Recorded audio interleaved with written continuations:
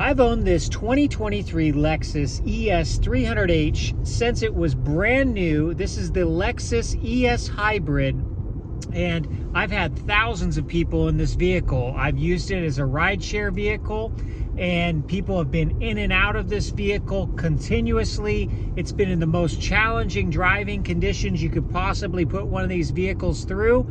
And now that this vehicle has 50,000 miles on it, I'm gonna let you know what I like about this vehicle, what I don't like, and if there's any problems.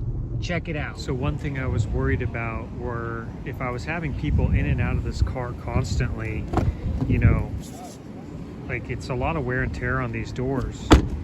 But I've had people in and out of this car slamming these doors, and they still shut nice and tight, just like this car was brand new.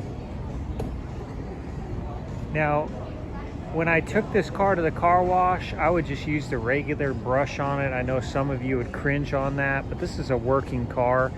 It's a black car, it's the Caviar.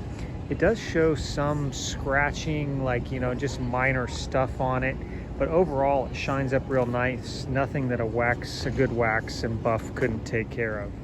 This trunk has been opened thousands of times, and I've had all kinds of luggage in and out of this car. There's been no issues with any of the mechanisms. It closes perfectly every time, and this trunk fits a ton of luggage, let me tell you. So this is what the back seat looks like with all the passengers riding in it constantly, still in great condition. People, when they get in the car, they say it smells nice. It's really been a quite durable car. I drove the Tesla for a couple of weeks just to try it out and see what I thought. And while the Tesla was an interesting vehicle to drive and very fast for sure, my impression is that this Lexus is a far more durable car than that Tesla. The Tesla felt like a tin can going down the highway, lots of rattles, lots of squeaks. But then when I get into this Lexus, this thing is like a smooth operating machine. It just is smooth down the highway, especially with the hybrid. That hybrid gives it that smooth takeoff that the 6-cylinder can't compete with. And this thing has plenty of power. It doesn't have as much power as a Tesla, but hey, you really don't need more power than this has. It always has plenty of power to get in and out of traffic when you need it to. All right, this is my least favorite piece of this vehicle at the gas tank. You know, you see this thing? It doesn't want to stay open. It always is falling shut. When you take this gas cap off, it doesn't want to stay in the holder. It's just kind of loose and cheap. It's like they took that thing straight off of the Toyota Camry and stuck it in here.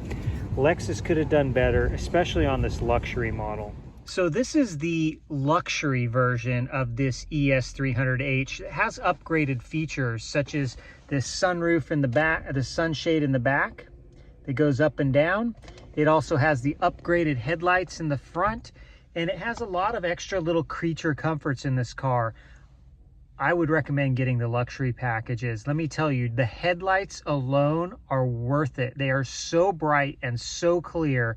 I've never had a car with this good of headlights.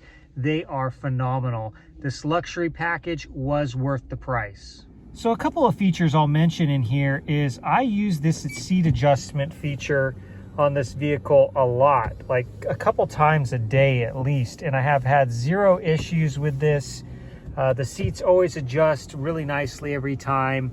The infotainment system, I have people mention a lot. They're like, wow, that's a great screen. It's so big. Everything syncs up really well on it. No issues there. The climate control, I like that it has buttons for things. It's just very simple, straightforward, and works great. The other thing you have to know about this car is the fuel mileage. The fuel mileage is phenomenal. I mean, it's like 43, 44 miles a gallon consistently, no matter what I do, even when the pedal's to the floor. Fuel mileage is great. So bottom line, would I purchase this vehicle again after putting 50,000 miles on it?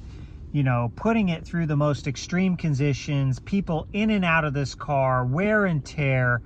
What do I think?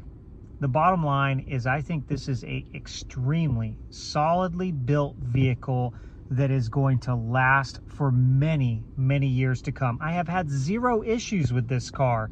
When I take it to the dealership to have the oil changed, and I change the oil every 5,000, not every 10,000, I bring it in there and they do an inspection. At 50,000 miles, the brakes are still in like brand new condition. I mean, I'm in city traffic braking constantly and the brakes aren't even worn down yet. I mean, this car, I couldn't think of a more solid car that you could buy. I wouldn't hesitate to take this car anywhere. It's built really well. Nothing's broke on it. I don't question the durability of anything in this car. It's a solid buy.